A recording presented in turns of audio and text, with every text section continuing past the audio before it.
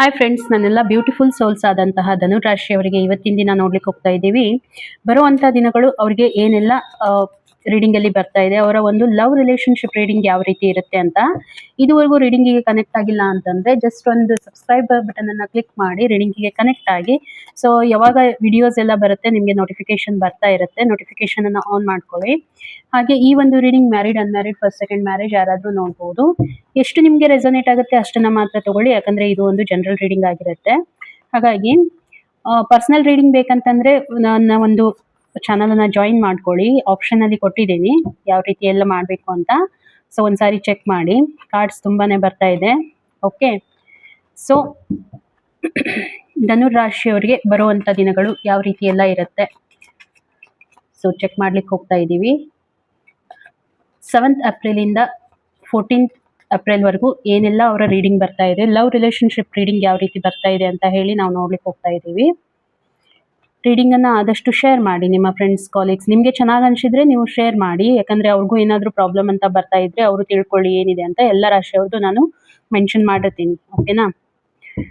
So guidance ಅನ್ನ ನಂತರ ತಗೊಳ್ಳೋಣ. ಫಸ್ಟ್ ಆಫ್ ಆಲ್ ನಾನು ನೋಡ್ಲಿಕ್ಕೆ ಹೋಗ್ತಾ ಇದ್ದೀನಿ ಧನುರ್ ರಾಶಿಯವರ ಒಂದು ಎನರ್ಜಿ ಏನೆಲ್ಲ ಬರ್ತಾ ಇದೆ ಅಂತ ಹೇಳಿ. ಸೊ ಪ್ರೆಸೆಂಟ್ ಮೂಮೆಂಟ್ ನಾನು ನೋಡ್ತಾ ಇರುವಂತದ್ದು ಧನುರ್ ರಾಶಿಯವರು ಒಂದು ಫುಲ್ಫಿಲ್ಮೆಂಟ್ ಅನ್ನ ಎಂಜಾಯ್ ಮಾಡ್ತಾ ಇದ್ದಾರೆ. ರಿಲೇಶನ್ಶಿಪ್ ಆಸ್ಪೆಕ್ಟ್ ಇಂದ ನೋಡಿದಾಗ ಒಂದು ಸ್ಟೆಬಿಲಿಟಿ ಬರ್ತಾ ಇದೆ. ತುಂಬಾ ಒಂದು ಸ್ಯಾಟಿಸ್ಫ್ಯಾಕ್ಷನ್ ಅಂತ ಹೇಳ್ಬೋದು ರಿಲೇಶನ್ಶಿಪ್ ಅಲ್ಲಿ.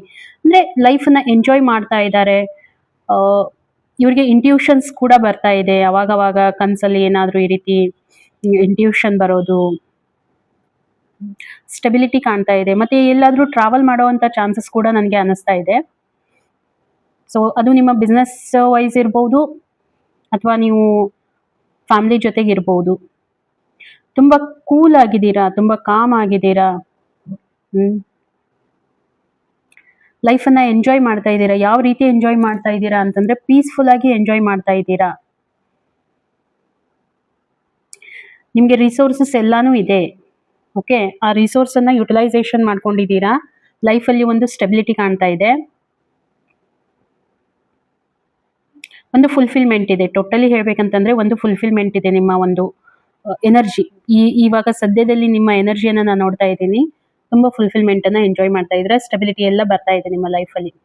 ಓಕೆ, ಇನ್ನು ನಿಮ್ಮ ಒಂದು ಫೀಲಿಂಗ್ಸ್ ಯಾವ ರೀತಿ ಇರುತ್ತೆ ನಿಮ್ಮ ಪಾರ್ಟ್ನರ್ ಬಗ್ಗೆ ವಿಚಾರ ಮಾಡಿದಾಗ ಅಂತ ಹೇಳಿ ನೋಡ್ಲಿಕ್ಕೆ ಹೋಗ್ತಾ ಇದ್ದೀವಿ.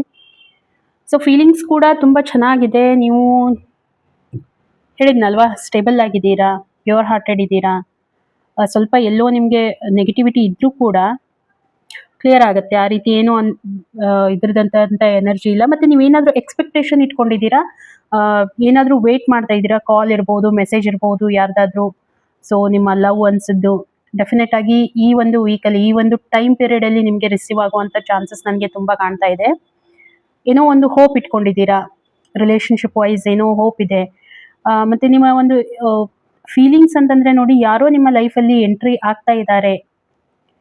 ನಿಮ್ಮ ಲೈಫಲ್ಲಿ ಒಬ್ಬ ಇನ್ನೊಂದು ಬ್ಯೂಟಿಫುಲ್ ಸೋಲ್ಸ್ ಅಂತ ನಾನು ಹೇಳ್ಬೋದು, ಎಂಟ್ರಿ ಆಗ್ತಾ ಇದ್ದಾರೆ ಅನ್ನೋವಂಥದ್ದು ಎನರ್ಜಿ ನನಗೆ ಕಾಣ್ತಾ ಇದೆ. ಓಕೆ, ಸೊ ಇಲ್ಲಿ ಹೇಳಿದ್ನಲ್ವಾ ಬಿಫೋರ್, ನನಗೆ ಇಲ್ಲಿ ನಾನು ಹೇಳಿದ್ದೆ ನಿಮಗೆ ಎಲ್ಲೋ ನೀವು ಟ್ರಾವೆಲ್ ಮಾಡುವಂತ ಚಾನ್ಸ್ ಇದೆ ಅಂತ ಹೇಳಿ. ಸೊ ಈ ಕಾರ್ಡಲ್ಲೂ ಕೂಡ ನನಗೆ ಅನಿಸ್ತಾ ಇದೆ ಎಲ್ಲೋ ಟ್ರಾವೆಲಿಂಗ್ದು ನಿಮ್ದು ಅಪಾರ್ಚುನಿಟಿ ಬರುವಂತದ್ದು. ಮತ್ತೆ ನೀವು ಪ್ರಪೋಸ್ ಮಾಡಬೇಕು ಅಂತ ಹೇಳಿ ಅನ್ಕೊಂಡಿದ್ದೀರಾ. ಯಾರೋ ನಿಮ್ಮ ಲೈಫಲ್ಲಿ ಎಂಟ್ರಿ ಆಗೋರಿದ್ದಾರೆ, ಪ್ರಪೋಸ್ ಮಾಡಬೇಕು ಅಥವಾ ಆಲ್ರೆಡಿ ಎಂಟ್ರಿ ಆಗಿದ್ದಾರೆ ಅನ್ನೋವಂಥದ್ದು ನನಗೆ ಅನಿಸ್ತಾ ಇದೆ.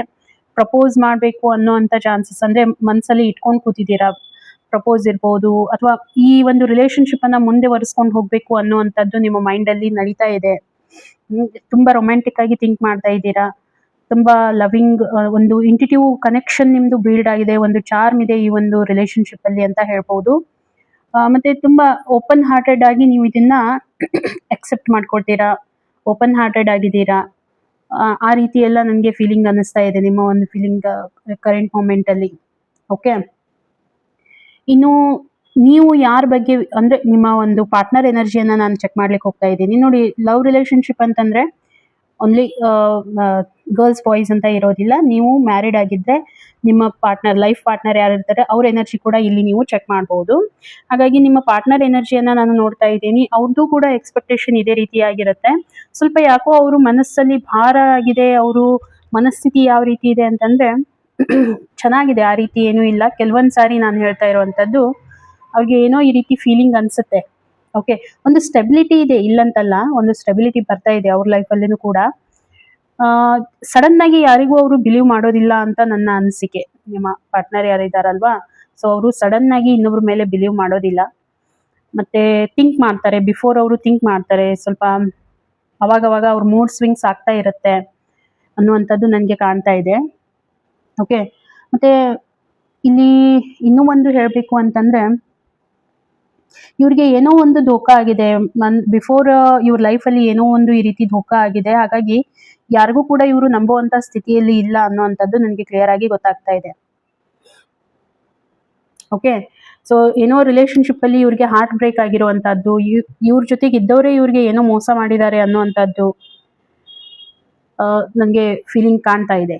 ಓಕೆ, ಹಾಗಾಗಿ ಇವರು ಬ್ಲೈಂಡ್ ಆಗಿ ಯಾರ ಮೇಲೇನೂ ಕೂಡ ಟ್ರಸ್ಟ್ ಮಾಡೋದಿಲ್ಲ. ಬಿಫೋರ್ ಇದನ್ನ ಥಿಂಕ್ ಮಾಡ್ತಾರೆ ಅನ್ನುವಂಥದ್ದು, ಅಂದ್ರೆ ಆ ರೀತಿ ಸಿಚುವೇಶನ್ ಅನ್ನ ಫೇಸ್ ಮಾಡಿದ್ದಾರೆ ಇವರು. ಓಕೆ, ಹಾಗಾಗಿ ಪ್ರೆಸೆಂಟ್ ಮೂಮೆಂಟ್ ಅಲ್ಲಿ ಇವರು ಒಂದು ಎನರ್ಜಿಯನ್ನ ನಾನು ಅಂದ್ರೆ ಫೀಲಿಂಗ್ಸ್ ಅನ್ನ ನೋಡ್ತಾ ಇದ್ರೆ ಸಡನ್ ಆಗಿ ಯಾರ ಮೇಲೇನೂ ಬಿಲೀಫ್ ಮಾಡೋದಿಲ್ಲ.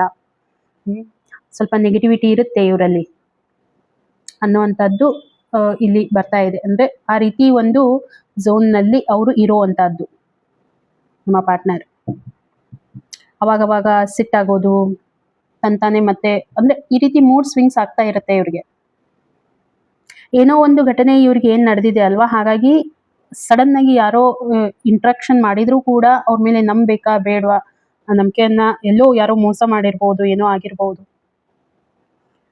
ಹಾಗಾಗಿ ಅವ್ರು ಆ ರೀತಿ ಬಿಹೇವ್ ಮಾಡುವಂಥದ್ದು ನನಗೆ ಅನಿಸ್ತಾ ಇದೆ. ಹಾಗಿದ್ರೆ ಇನ್ ಫ್ಯೂಚರ್ ಅನ್ನ ನಾನು ನೋಡ್ತಾ ಇದ್ದೀನಿ. ಇನ್ ಫ್ಯೂಚರ್ ಅಲ್ಲಿ ನೋಡಿ ಹೇಳಬೇಕು ಅಂತಂದ್ರೆ ಇಲ್ಲಿ ರಿಲೇಶನ್ಶಿಪ್ ಅಲ್ಲಿ ಏನೋ ಒಂದು ಅಡಿಕ್ಷನ್ ಇದ್ದು ಅಂತ ನನಗೆ ಅನಿಸ್ತಾ ಇದೆ.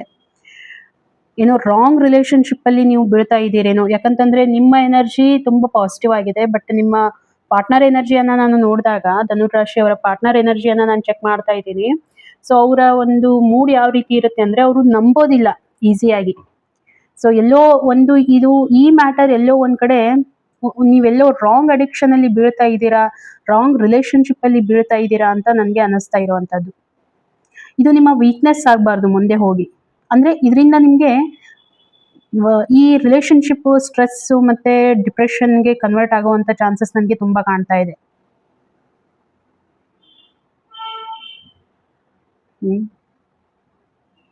ಸ್ವಲ್ಪ ನೋಡಿ, ಯಾಕಂತಂದ್ರೆ ನೀವೇನೋ ಫುಲ್ ಪಾಸಿಟಿವ್ ಆಗಿ ನೀವು ಮುಂದುವರಿಬೇಕು ಅಂತ ಹೇಳಿ ಎಲ್ಲ ವಿಚಾರ ಮಾಡ್ತಾ ಇದ್ದೀರಾ. ಬಟ್ ಆ ಕಡೆಯಿಂದ ಕೂಡ ಅಷ್ಟೇ ಪಾಸಿಟಿವಿಟಿ ಇದ್ದಾಗ ನಿಮಗೆ ಇನ್ನೂ ಹೆಲ್ಪ್ ಆಗುತ್ತೆ ಅಂತ ಹೇಳ್ಬೋದು.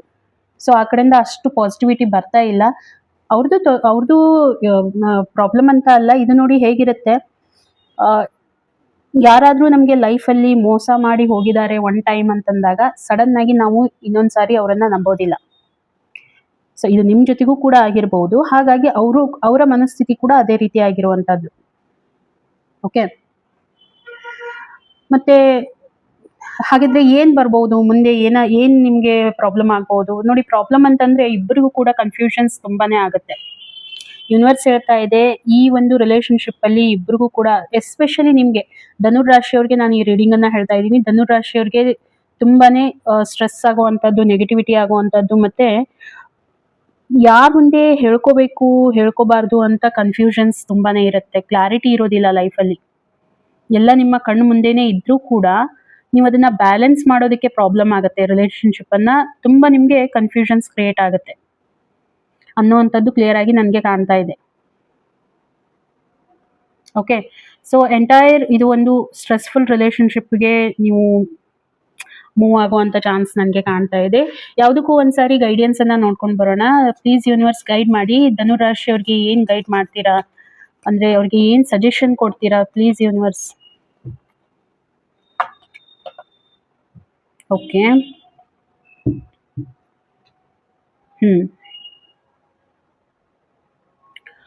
ಇಲ್ಲಿ ಸ್ವಲ್ಪ ಟೈಮ್ ಕೊಡಿ, ರಿಲೇಶನ್ಶಿಪ್ಗೆ ಸ್ವಲ್ಪ ಟೈಮ್ ಕೊಡಿ. ತುಂಬ ಬೇಗ ಇಬ್ಬರು ಹತ್ರ ಆಗಿದ್ದೀರಾ ಅಂತ ನನಗೆ ಅನಿಸ್ತಾ ಇದೆ, ಯೂನಿವರ್ಸ್ಗೆ ಅನಿಸ್ತಾ ಇದೆ. ನೋಡಿ, ಇದೇನು ನಾನು ಹೇಳ್ತಾ ಇದ್ದೀನಿ, ಇದು ಯಾವುದು ನನ್ನ ಜಸ್ಟ್ ವರ್ಡ್ಸ್ ಅಷ್ಟೇ ನಂದಿರ್ಬೋದು. ಟೋಟಲಿ ಇದೆಲ್ಲ ಎಂಟೈರ್ ನಿಮ್ಗೆ ಏನು ಸಜೆಷನ್ಸ್ ಬರ್ತಾ ಇದೆ ಅದು ಯೂನಿವರ್ಸ್ ಕಡೆಯಿಂದ ಬರ್ತಾ ಇರುವಂಥದ್ದು. ಇದರಲ್ಲಿ ನಂದು ಯಾವುದು ಇಂಟರ್ಪ್ರಿಟೇಷನ್ ಇರೋದಿಲ್ಲ. ಓಕೆ, ಏನೇ ಇದ್ರೂ ಕೂಡ ಯೂನಿವರ್ಸ್ ನಿಮಗೆ ಗೈಡ್ ಮಾಡುತ್ತೆ. ಅದನ್ನ ಮಾತ್ರ ನಾವು ಒಂದು ರೀತಿ ಮೀಡಿಯೇಟರ್ ಇದ್ದಾಗೆ.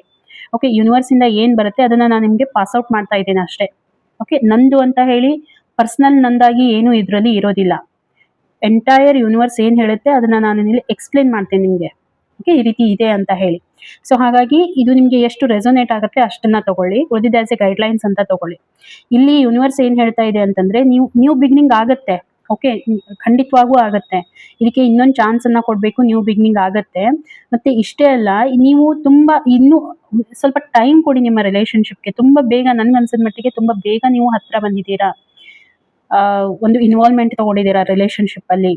ಆ ಅಂಡರ್ಸ್ಟ್ಯಾಂಡಿಂಗ್ ಇಲ್ಲಿ ಎಲ್ಲೋ ಒಂದ್ ಕಡೆ ಕೊರತೆ ಅಂತ ನನಗೆ ಅನಿಸ್ತಾ ಇದೆ. ಓಕೆ, ಹಾಗಾಗಿ ಏನಾಗುತ್ತೆ, ರಿಲೇಶನ್ಶಿಪ್ ಅಲ್ಲಿ ಅಂಡರ್ಸ್ಟ್ಯಾಂಡಿಂಗ್ ಕೊರತೆ ಇದ್ರೆ ಡೆಫಿನೆಟ್ ಆಗಿ ಅದು ನಿಮ್ಗೆ ಪ್ರಾಬ್ಲಮ್ ಆಗಿ ಕ್ರಿಯೇಟ್ ಆಗುತ್ತೆ. ಈಗೇನೋ ಓಕೆ, ಈಗ ಹೇಗೋ ನೀವು ಮ್ಯಾನೇಜ್ ಮಾಡ್ತೀರಾ, ಬಟ್ ಇನ್ ಫ್ಯೂಚರ್ ಅಲ್ಲಿ ಅದು ನಿಮ್ಗೆ ಪ್ರಾಬ್ಲಮ್ ಆಗುತ್ತೆ. ಓಕೆ, ಹಾಗಾಗಿ ಸ್ವಲ್ಪ ಏನ್ ಮಾಡಬೇಕು, ಸ್ವಲ್ಪ ಟೈಮ್ ಕೊಡಬೇಕು ರಿಲೇಶನ್ಶಿಪ್ಗೆ. ಸ್ವಲ್ಪ ಟೈಮ್ ಕೊಡಿ, ಸಡನ್ ಆಗಿ ಮೂವ್ ಆಗ್ಲಿಕ್ಕೆ ಹೋಗಬೇಡಿ. ತುಂಬಾ ಅರ್ಲಿ ಏಜ್ ಅಲ್ಲಿ ಇದನ್ನ ಅಂದ್ರೆ ತುಂಬಾ ಬೇಗ, ಅರ್ಲಿ ಏಜ್ ಅಂತಂದ್ರೆ ಡ್ಯೂರೇಷನ್ ತುಂಬಾ ಸ್ವಲ್ಪ ಡ್ಯೂರೇಷನ್ ಅಲ್ಲಿ, ಸ್ವಲ್ಪ ಸಮಯದಲ್ಲಿ ನೀವು ಹತ್ರ ಬಂದಿದ್ದೀರಾ ಇಬ್ರು ಕೂಡ. ಹಾಗಾಗಿ ಇನ್ನೂವರೆಗೂ ನಿಮ್ಮ ಇಬ್ಬರ ನಡು ಇದು ಕ್ಲಾರಿಟಿ ಅಂತ ಆಗ್ತಾ ಇಲ್ಲ. ಯಾಕಂದ್ರೆ ಅವ್ರಿಗೂ ಕೂಡ ನೋಡಿ, ಅವ್ರ ಎನರ್ಜಿ ಕಾಣ್ತಾ ಇದೆ ಕ್ಲಿಯರ್ ಆಗಿ. ಅವ್ರಿಗೂ ಕೂಡ ಕನ್ಫ್ಯೂಷನ್ಸ್ ತುಂಬಾನೇ ಇದೆ. ಅವರು ಕೂಡ ನಂಬಲಿಕ್ಕೆ ರೆಡಿ ಇಲ್ಲ ಸದ್ಯದಲ್ಲಿ. ಅವ್ರದ್ದು ತಪ್ಪಂತ ಅಲ್ಲ, ಅವರ ಲೈಫಲ್ಲಿ ಏನೋ ಘಟನೆ ನಡೆದಿರೋ ಕಾರಣ ಅವರು ಕೂಡ ಇದ್ರ ಬಗ್ಗೆ ಕನ್ಫ್ಯೂಷನ್ ಅಲ್ಲಿ ಇದ್ದಾರೆ. ನಂಬುವಂತ ಸ್ಥಿತಿಯಲ್ಲಿ ಅವರಿಲ್ಲ. ಅವ್ರು ಇನ್ನೂ ಟೈಮ್ ಕೊಡಬೇಕು ಅಂತ ಅವರು ಕೂಡ ವಿಚಾರ ಮಾಡ್ತಾ ಇರುವಂತದ್ದು.